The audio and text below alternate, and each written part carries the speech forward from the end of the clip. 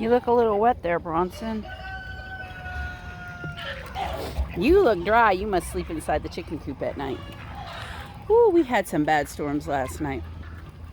Like heavy storms. We got probably at least 2 to 3 inches of rain last night. Like I said, once again, I'm not complaining. Look at her top knot. Her feathers are wet. So you can actually see today. Where'd you go? I lost you. Ah, where'd you go? There she is. God bless me. Oh, that's funny. She looks like she's got pipe cleaners on top of her head. That's so funny. So, I've given Scratch. I've fed the goats, the pigs, and the ducks and the chickens back here. But holy cow. I mean, we got enough rain that even back here is flooded.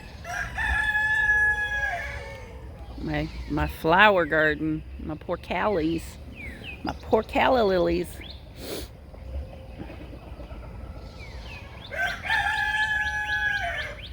I'm sure my plants aren't complaining too much. This will dry up pretty quick. We've got a couple of warm days and then we have rain again for 3 days. We seem to go through a pattern here in Texas. We've had the tax day flood that happened 7 years ago. And then I think it was the next year we had the May Day flood. And it's when we just got ridiculous amounts of rain. Then we had about 2 or 3 years where it was pretty decent. And then we had the drought last year. And it looks like we're going back into the wet. So it'll be wet this year, and probably next year we'll have a bunch of flooding. I know everybody says global warming, but I think a lot of it has to do with natural weather cycles. I mean, yes, you're adding billions of people to the world. It's going to affect the environment. Is it as catastrophic as they think and say? I don't know. I'm not a scientist. And I don't debate on it. I just learn to deal with what I'm dealing with. Alright, I'm going to stop my phone because here comes my husband. Alright, sorry about that. My husband was leaving for work. So he always comes out and lets me know when he's leaving. So, in the process, I went and got the actual chicken food, not the Scratch. Scratch is just a treat. It's not a balanced meal. So, I already dumped these 2 food pans out when I did my walk around to make sure everybody was okay. This food pan and this food pan over here. I'll show you how much water we got last night when I go to the other food pan. If the birds didn't knock it over already. Hey, uh-oh. Hey, uh-oh.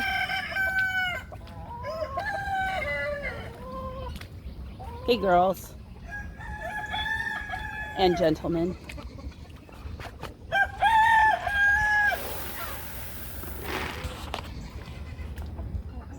Alright.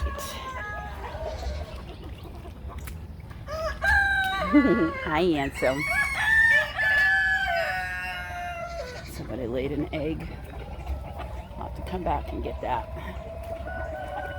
What are you doing? David!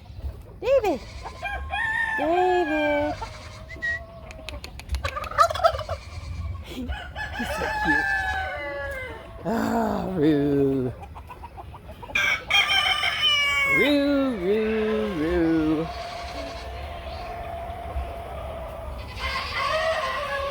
Roo. My nemesis. See that food pan? That's how much rain we got last night. Those were empty last night when I went to bed. Yeah, I'm trying to do this with my foot. Not gonna happen. I don't trust bending over next to Rue too much. Alright. Food pan filled, water dumped. But that pan is a good 3-4 inches tall. Whoops, 3 or 4 inches tall. And it was darn near full. And it has fairly open sky. It's got a little bit of a pine tree over it, but for the most part, it's open sky. So I say we got at least 2 to 3 inches of rain last night. Easy. Easy peasy. So, gotta get the girls' food next.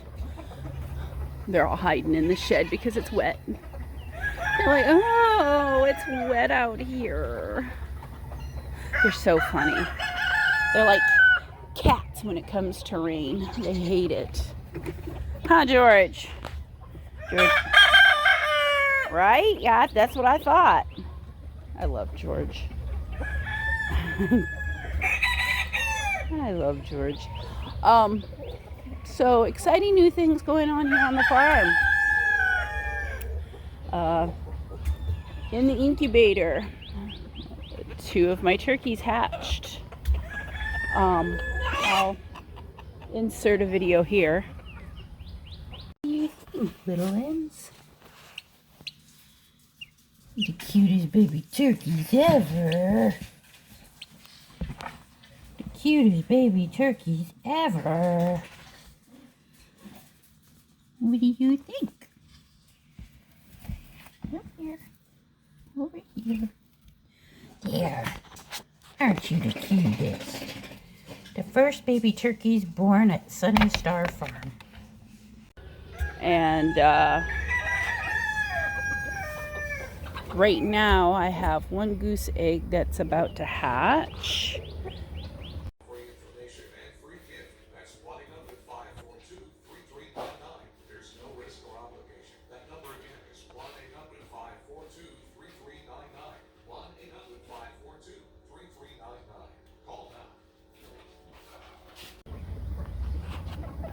So those are my 2 little videos that I took of the turkeys. The turkeys have already moved into their normal brooder box. They hatched a couple days ago. I guess today's day 3. They are the cutest things ever. Oh my goodness. They're the first turkeys I've hatched here on the farm. I did not have a very good success rate.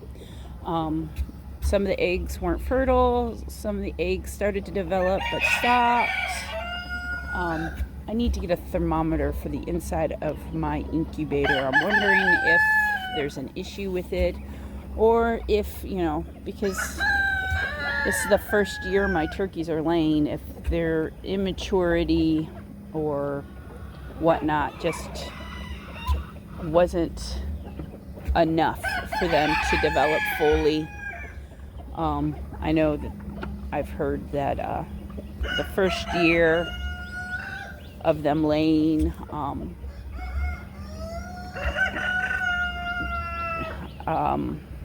fertilization is sketchy, and hatch rate is shaky. I do have 2 broody turkeys, 2 broody geese, 1 broody duck that are all sitting on turkey, geese, and chicken eggs and guinea eggs. We'll see if they hatch. The chicken that is in the goat shed, she has started hatching. She has not gotten up yet. They're still in the process of hatching, so she won't get up for the next couple of days. But soon she'll get up and the babies will start coming out, and then I'll be able to see what hatched. I do not mess with the mamas with the babies. I don't want them to reject any of the eggs that they're hatching or reject their babies by getting in there and fussing with them. I'm letting Mother Nature do its thing with the broody birds. The survival rate of chicks that are raised by their mothers is about 50-50. Um, I've got quite a few chickens that were hatched and raised by their mothers that were very successful. Pending on where they're hatched. I've not had broody geese, and I have not had broody ducks or turkeys. So we'll see how well they do with raising. The hen that is broody that I've got that's in the goat pen, she has been a very good mom. She raised the last batch. They had 5. They did reject one chick, which was That's why so spoiled.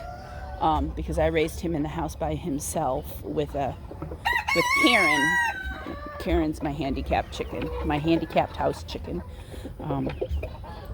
She has issues with her legs. He's Xander, and he's handsome.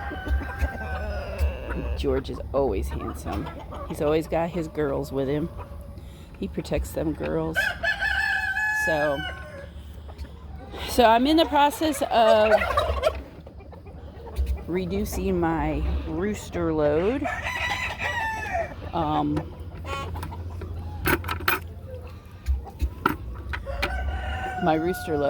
I've found somebody that processes, but I was picking up my roosters and feeling on them, and they're not big meaty birds underneath of those feathers. They're lean muscular birds. I don't overfeed them, and I don't feed them like they are meat birds. So in my opinion, they're not going to make very good meat birds. If I was feeding them a fattening food, if I finished out this pen and put all my roosters in here and fed them meat bird feed for a couple of months, they would fatten up, but I don't want to do that. So I'm going to attempt posting them again on Facebook. Same with the drakes. I want to get rid of all of the drakes except for 3. I'm going to keep all of my hens. I'm not looking to hatch ducks right now. When I do start hatching ducklings, I will get probably rid of the other 2 drakes that I want to keep, or separate them out away from the main drake. My Welsh Harlequins are what I want to breed.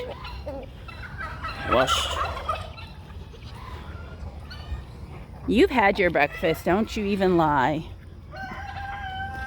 The Welsh Harlequins are these guys right here. That's my drake, one of my hens. I've got 4 Welsh Harlequin hens. That's one right there. And then the other 2, one's right there, one's right there. So I've got 4 Welsh Harlequin hens. I have, and I'm sure they're not called hens and ducks. I don't know the technical name. I can't keep all the technical names of all of these animals straight with the poultry, because they're one thing if they've never been bred, they're another if they've hatched eggs. Yeah. So all of my female poultry I'm calling hens. Male ducks are drakes. That's easy. Roosters are male chickens. Hens are female chickens. What are you doing? Are you making smoochy faces? You're wet and muddy. I'm not touching you. I'm not touching you. You're gross. No, you can't bite my fingers. Blah, blah, blah, blah, blah, blah. You're so funny. I know I'm going to bring you guys out some hay. I don't know where we're going to put it. It's like a mosh pit out here, guys. I need to get you guys a wire basket like the girls. Ugh, I know, it's gross. It's so gross out here. Soggy.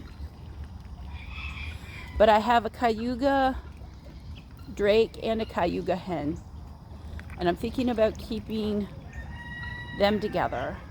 The problem is she doesn't lay dark eggs. They're feed store ducks. So they're not bred to have great genetics. But they are a pretty duck. So I'll keep that pair. I do have a khaki Campbell hen and 2 khaki Campbell drakes. I will get rid of one of those drakes. And then I'm going to keep the Welsh Harlequin drake, of course. I don't think I'm keeping any of the Swedish drakes. I think I will get rid of all of them, even though they are beautiful. The Swedish, I have blue and black. And I may keep one of the blues. They are very pretty. I only have one Swedish hen, so I could keep one drake to pair off with her. She's black with a crest, kind of like these guys over here. Well, she's actually the one that's hobbing by the back fence. So I may keep a blue to breed with her. Sorry guys, I'm horrible with the camera. I get talking and I don't pay attention. I may keep one of the blue Swedish. Probably maybe this guy over here. I don't want the puff. Probably this guy here, because he's pretty handsome. So I may keep him for her. And I'm keeping the white Peking drake, even though he is not have a female pair. And then I'll separate and start breeding the pairs. Hopefully next year I'll be able to separate. But I don't know. I've got so much on my plate. I had plans and everything kind of went to hell in a handbasket with the job change. So out of my guineas, I've only got two hens out of 7. I have a whole collection of guinea eggs, and they are going to go into the incubators after the geese eggs hatch. The geese eggs finish hatching. So I will be hatching guineas. Now that I know how to tell male from female, I will be keeping the female guineas, and the male guineas I may package up into meat deals for people that want guinea meat. I know that sounds horrible. I personally will not be processing them. I cannot process my babies. If somebody else wants to process them, great. If they want them for guard birds, great. I don't want to know. Yeah, there's my Peking. He's the only white duck I have, so I kind of have a soft spot. But those are the 2 khaki Campbell,